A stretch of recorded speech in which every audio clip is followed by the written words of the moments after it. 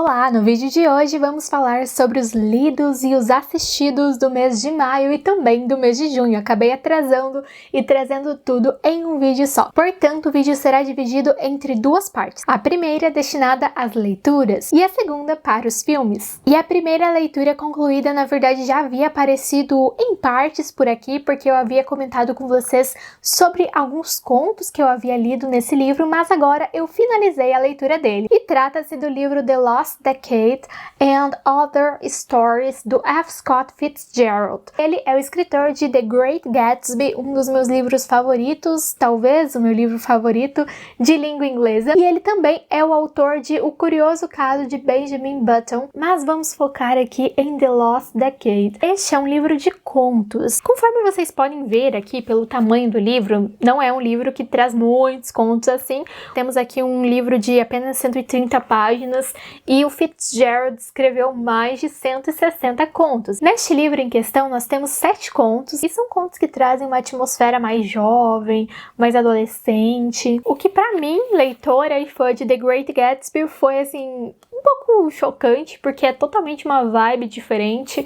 Aqui nós tínhamos em The Great Gatsby adultos com os seus sonhos destruídos, e aqui neste livro, na maioria das histórias, nós temos jovens como protagonistas, vidas escolares, desilusões que são tão pequenas em meio a tantas outras que provavelmente virão. Os contos do livro são Basil, The Freshest Boy, Josephine, A Woman with a Past, Two Wrongs, The Bridal Party, Crazy Sunday, 3 Hours Between Planes e The Lost Decade. O meu favorito aqui eu acho que foi 3 Hours Between Planes, porque ele traz uma grande reviravolta no final. The Bridal Party foi um conto que eu gostei, traz ali uma visão bastante interessante sobre o quanto a gente consegue enganar a nós mesmos. Bom, como eu sou muito fã de Fitzgerald, eu gostei de ter lido esse livro dele, mas não é um livro assim muito bom, não é um livro que eu recomendaria aí para quem quer conhecer a obra dele.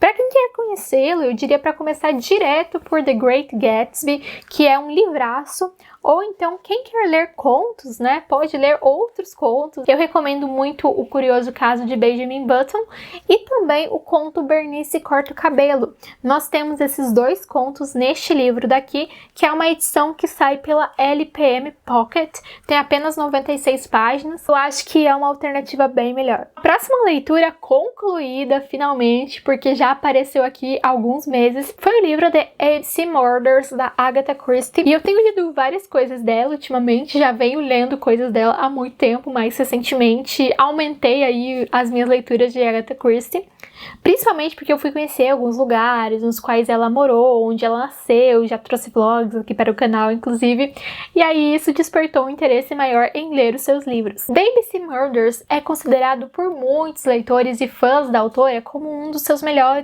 livros. Eu acho que não entraria no meu top 5, talvez no meu top 6, porque o meu top 5 é muito bem definido, mas eu gostei muito dele. O modo como a história se dá é bem inusitado, foge um pouco daquela estrutura que nós costumamos ver sempre nos livros dela. Já resenha dele aqui no canal, mas brevemente qual é a sinopse desse livro.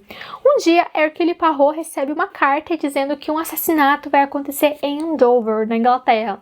E aí o Hastings, que estava em uma viagem aqui na América do Sul, inclusive quando eu trouxe a resenha desse livro no canal, eu contei pra vocês, né, que aqui o Hastings estava voltando de uma viagem que ele tinha feito para uma fazenda que ele tinha na América do Sul. Eu até comentei, será que essa fazenda fica no Brasil? E aí passaram-se 2 meses, eu fui conhecer um museu de uma cidade na qual a Agatha Christie morou, e lá havia a informação de que o Hastings, ele tinha uma fazenda na Argentina, então não era no Brasil, infelizmente. Esses papéis que eu li era um recorte de algumas falas da Agatha Christie, e ela dizia que ela já estava de saco cheio do Hastings e por isso ela mandou ele para a Argentina nas suas histórias. Bom, e aí o Poirot vai contar para o Hastings sobre esse bilhete, mas vai dizer que ele acha que não é nada demais, que é uma pegadinha, uma brincadeira de mau gosto.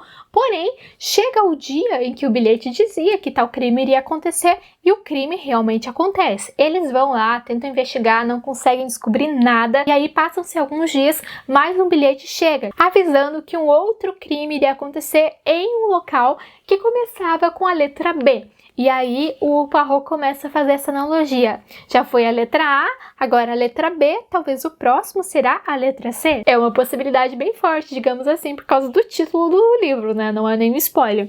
Só que o modo como a narrativa vai se construindo é muito bem encaixado, sabe? Uma coisa combina muito bem com a outra. É extremamente difícil você descobrir quem é o culpado. Eu não consegui, eu apostei em uma pessoa e errei. Só que no fim, quando todas as pontas são conectadas e tudo mais, você consegue ver que não tinha como ser outra pessoa, que tudo levava àquela pessoa, só que você não conseguiu ver, porque estava diante dos teus olhos, mas muito bem mascarado, digamos assim. É um grande livro, sem dúvida. E o próximo livro dessa lista de leituras também é o livro da Agatha Christie, que é o livro The Mouse Trap. É, na verdade, uma peça de teatro. Quando ela escreveu, não era para ser uma peça de teatro. Na verdade, foi uma encomenda que ela fez para uma rainha, para o aniversário da rainha. Contei tudo isso lá na resenha, que também já está disponível aqui no canal. Só que acabou sendo convidada para uma peça de teatro, aí por acaso deu tudo certo e está em cartaz há 70 anos, completando 70 anos agora em 2023, no Teatro St. Martin's Theatre, em Londres, na Inglaterra. The Mousetrap é extremamente interessante porque toda a história se passa no hall de entrada de uma hospedaria. Um casal bastante jovem decide abrir então essa hospedaria e aí eles vão ter naquele dia os seus primeiros clientes. E aí acontece uma grande nevasca na cidade. Assim que todos os hóspedes entram, praticamente torna-se impossível mais alguém entrar, torna-se impossível todo mundo sair dali e é possível que um criminoso esteja entre eles. Então são poucos personagens, trata-se de um espaço fechado, nós conseguimos conhecer com mais profundidade as características, os segredos de cada um deles, é bem interessante. Nesse último mês eu também reli um conto, que era o conto A Ficcionista, de uma autora brasileira, de Iná Silveira de Queiroz. É um conto de ficção científica, extremamente brilhante e um pouco visionário, porque ela escreveu ele há muito tempo, ela não é mais viva. Iná Silveira de Queiroz era prima, de certa forma, da Raquel de Queiroz, e ela foi a segunda mulher a ocupar uma cadeira na ABL, a Academia Brasileira de Letras. A primeira foi justamente a Raquel de Queiroz. E nesse conto da Diná, a ficcionista, nós temos uma máquina, que é justamente a ficcionista, que ela basicamente tem como se fosse um óculos de realidade virtual que as pessoas colocavam, e aí essa máquina contava pequenas ficções para elas. Ela, de certa forma, via o que cada pessoa mais gostava e criava uma ficção específica para aquela pessoa, e aquela pessoa ficava totalmente viciada. Muitas pessoas morriam porque se esqueciam de comer, de tão viciadas que elas ficavam naquilo.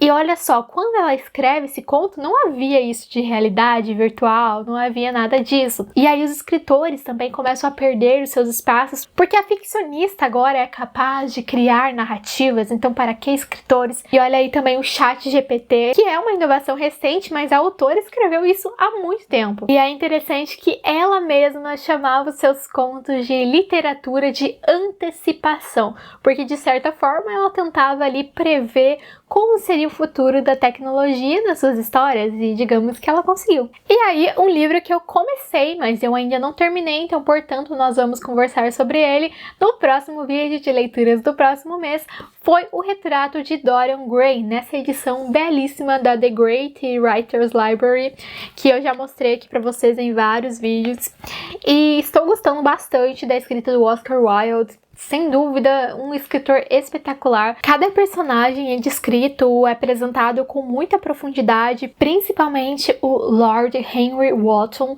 É um personagem que eu achei esplêndido. Espero que no fim do livro eu continue gostando dele. Bom, basicamente, até onde eu li, que é bem no início do livro, nós temos aqui dois amigos, um deles é pintor e o outro parece ser apenas rico, essa é a ocupação dele.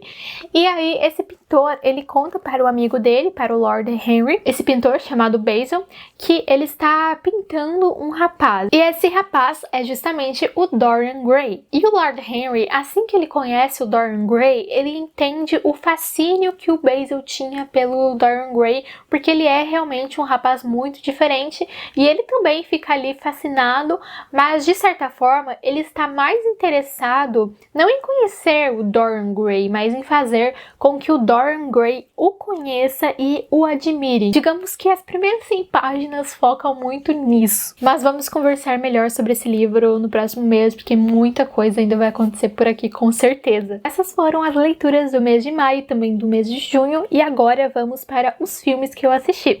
Só lembrando que caso vocês queiram comprar algum dos livros mencionados por mim, eu sempre deixo o link da Amazon ali na descrição e também no primeiro comentário, e comprando por ele, vocês não pagam nada mais por isso, mas vocês contribuem com o canal, que recebe uma pequena porcentagem de cada venda. Dito isso, vamos para os filmes. Lembrando que cada nome de filme que eu falar ali, eu vou deixar aqui para vocês escrito o nome do filme, o ano, porque acontece de, às vezes, nós termos filmes que têm o mesmo nome, e aí, para não confundir, vocês digitam o nome e o ano, que aí vocês encontram o filme certinho.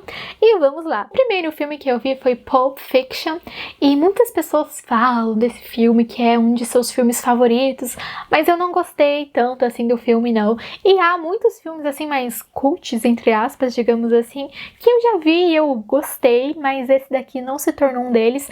Assim, não achei o filme ruim, mas não achei ele tudo aquilo que falavam que ele era, sabe? Eu acho que eu fui assisti-lo com muita expectativa. Inclusive, também não fez muito sentido, porque no meio do filme apareceu um carinha que foi assassinado, aí no fim do filme ele aparece lá vivo, então fica um pouco confuso. Mas a trilha sonora foi, assim, nota 10, espetacular. Mas é um filme de ação, né? Quem gosta de ação pode ser que vá gostar mais do filme do que eu gostei. Depois, o próximo filme que eu vi, e esse filme eu amei, é um filme bem novo. Ele se chama Out. Basicamente, o que nós temos aqui é uma família que ela vai para um resort no meio do nada. Eles acharam essa passagem, essa entrada do resort por um preço muito bom na internet. E aí eles vão para lá. Eles estão passando por alguns problemas, o casal está quase se separando.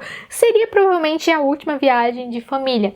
E lá há uma praia também, as paisagens são muito lindas. E quando eles estão lá tomando café da manhã e tudo mais, chega o dono do resort e fala para eles: olha, eu tenho ali uma praia deserta que fica um pouco escondida, que eu só recomendo para os meus melhores clientes. E se vocês quiserem, eu mando um carro daqui do resort levá-los até lá.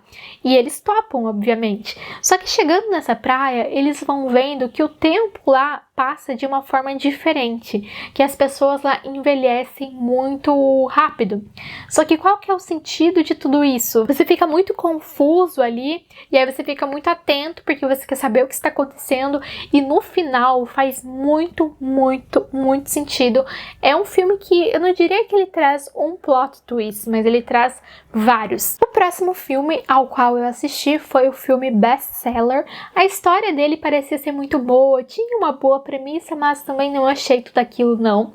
Nós temos ali a dona dessa editora, que é uma mulher muito determinada, mas a editora está à falência, ela não consegue achar bons escritores para, enfim, vender os seus livros. Só que ela tem um apego muito grande a essa editora, ela não quer vendê-la, porque ela herda a editora do seu pai. E aí, há um escritor que uma vez publicou um livro pela editora e fez muito sucesso. Só que assim, ele publicou um livro uma vez e desapareceu. E aí, ela vai em busca de tentar encontrá-lo, para quem sabe ver se ele havia escrito alguma nova coisa e tentar publicar essa coisa e tentar reviver a editora. Então, a premissa era muito boa, só que não soube trabalhar muito bem ali com o desenrolar da história. Depois, eu vi um filme muito bom, mas muito bom mesmo, que foi o filme Testemunha de Acusação, ou então Witness for Prosecution, que é uma história da Agatha Christie. Ela escreveu uma peça, na verdade, com esse nome, mas transformaram aí em filme e foi espetacular. Eu assisti a ele na Amazon, também não sei se está aí ainda disponível, mas vale a pena procurar por ele na internet, porque foi sensacional. Ele é em preto e branco, então quem aí é muito preso à ideia de cor, de efeitos, de imagem, talvez não goste muito do filme, mas a história dele é muito boa. Nós temos ali como protagonista um homem, o Leonard, e este Leonard, ele tinha uma amiga mais velha do que ele, e ela acaba morrendo. E ele foi visto com ela naquela noite, então ele é o principal suspeito. E aí ele vai atrás de um advogado que está praticamente à beira da morte, muito velho, muito doente. Porém, esse advogado, ele é conhecido como aquele que consegue mostrar a inocência de qualquer um, o melhor advogado de todos. Por isso, esse advogado seria a última alternativa para que ele conseguisse sair livre disso. Então, grande parte da história se passa num momento do julgamento. Então, vão apresentando provas, vai ter uma reviravolta atrás da outra. É realmente impressionante. E quando você acha que acabou, vem um plot twist muito maior do que qualquer um já apresentado ali. E o último filme da minha lista foi o filme Gosford Park, que tinha tudo pra ser um filme muito bom, mas também não deu muito certo. Eu gosto muito de filmes antigos, esse filme tinha aquela vibe de filme antigo, uma imagem sem muita qualidade, passa-se no interior da Inglaterra, em uma mansão, naqueles jantares que eles faziam, e aí vinham várias pessoas importantes, e acontece um crime lá. E provavelmente o culpado está em meio àquelas pessoas ali que já foram apresentadas a nós durante o jantar. Mas a pergunta é: quem matou? Então, de todos os filmes que eu assisti nesses 2 meses, eu diria que o meu favorito eu acho que foi Old. Eu comecei o filme e não consegui desligar ele. Eu geralmente vejo os filmes em pausas, porque eu vejo um pedacinho quando eu vou tomar café da manhã, eu vejo mais um pouco quando eu vou almoçar, quando eu vou fazer alguma coisa ali em frente ao computador, eu ligo o filme, vou escrevendo, vou anotando na minha agenda. Mas esse filme não, esse filme eu fiquei prestando atenção nele demais. O segundo filme que eu mais gostei foi Witness for Prosecution, e depois os outros foram bem mais ou menos. Mas é isso, essas foram as leituras e os filmes do mês de maio e também do mês de junho. Não se esqueçam de curtir o vídeo se gostaram do conteúdo. Já se inscrevam se forem novos por aqui. E também é muito importante que vocês ativem as notificações para serem avisados sempre que eu postar um vídeo novo.